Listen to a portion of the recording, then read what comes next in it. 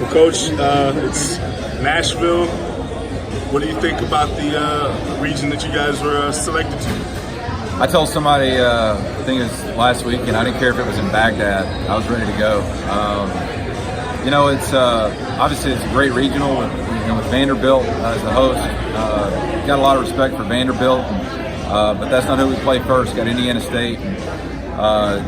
It's good to see a team get rewarded like they did, for a really good season. And so we're going to have our hands full. I don't know anything about them, but hey, that's part of the fun of being one of the 64 teams in there. And it's going to be fun. We've got some stuff to do beforehand. Got practice. Then after that, we'll figure out all the travel arrangements and flights and whatever else. But man, it's a lot better than just barbecuing today.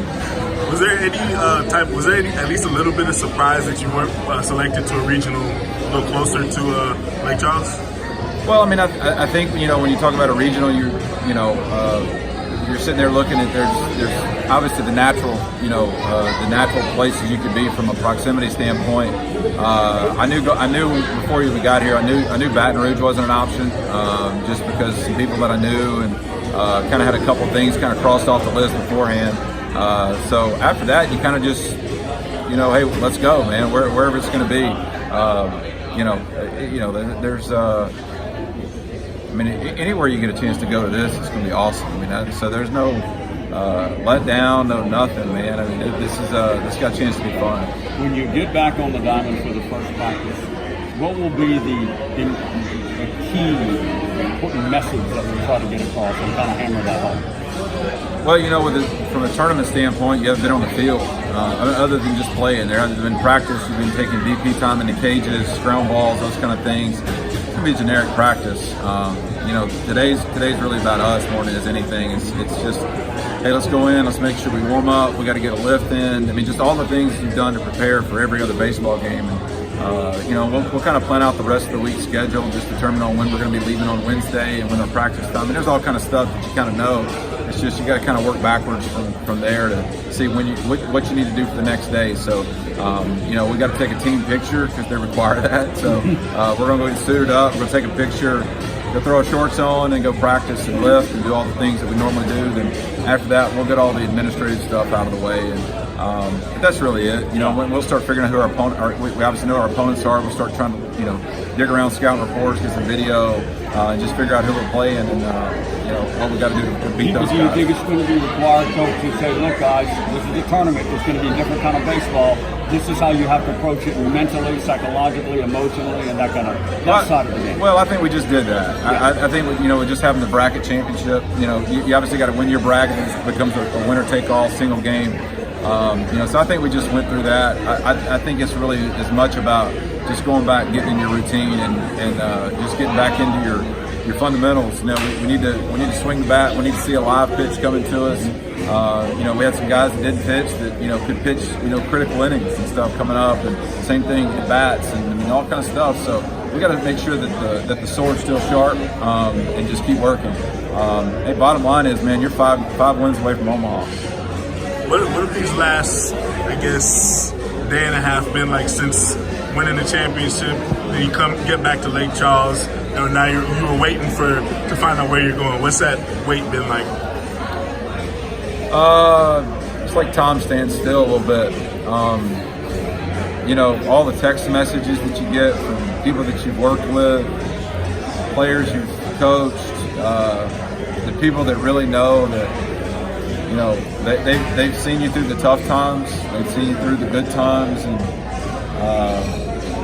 man, it's been awesome.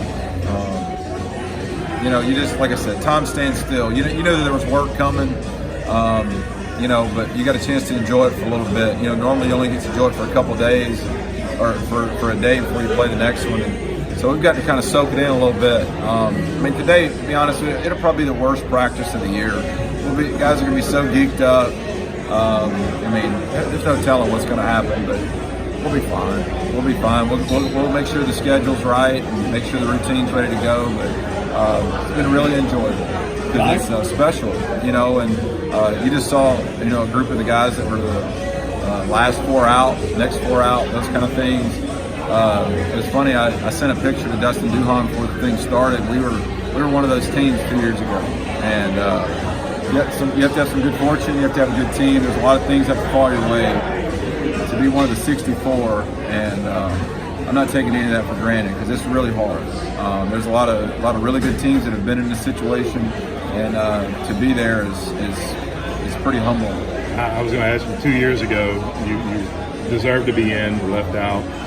For the players that were on that team 2 years ago, left no doubt this year. Just, I mean, what do you think they're feeling? I mean, obviously it's an elation, and that's past us now. Let's move on. You know, the best part about every text message you get from a former player, it was a lot of "let's go," "we."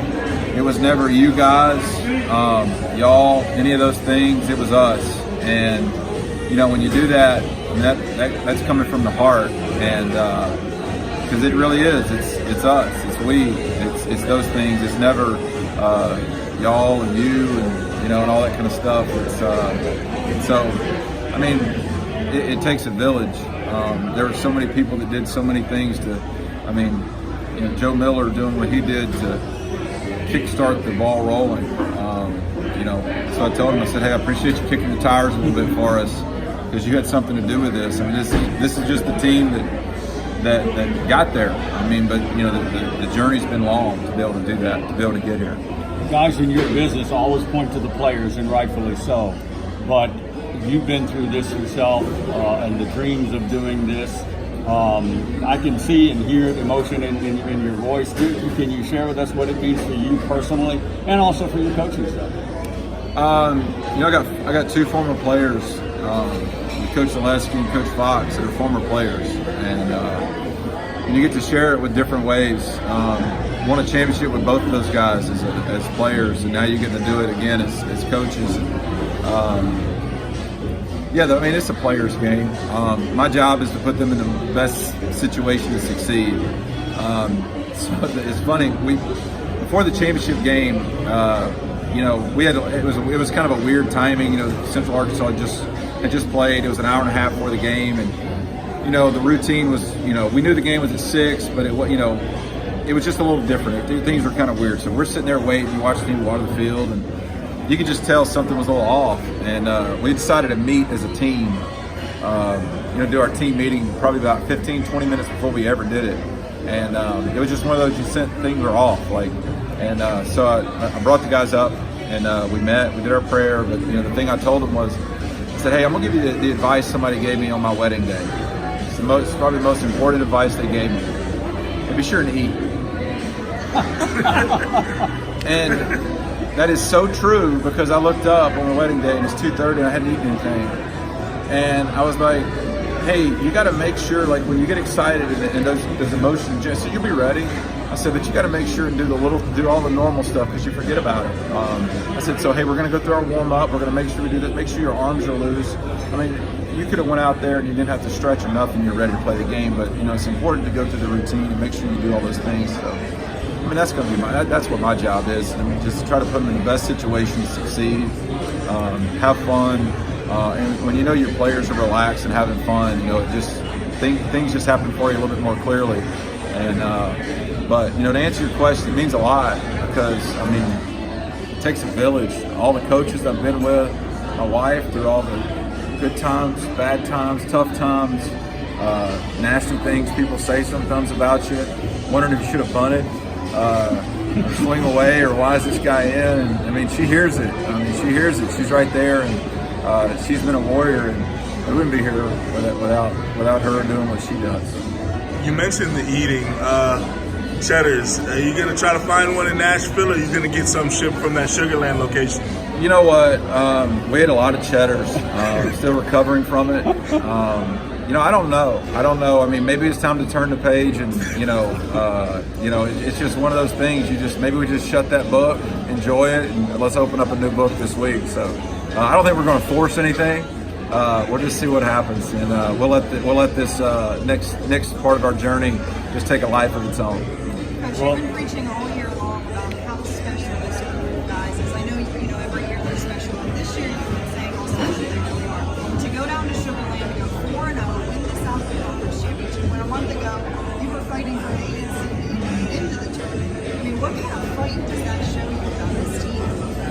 Well, it shows their resilience.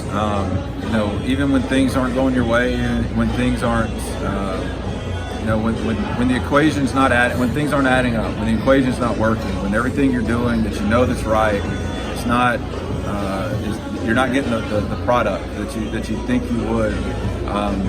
But if you believe in it and you have the vision for it, I mean, it's going to happen. I mean, it has to. I mean, I didn't know if this team was going to run out of time, but I knew it was in there. But before you can do anything great, you got to believe you can do it. And this group did. They stuck together.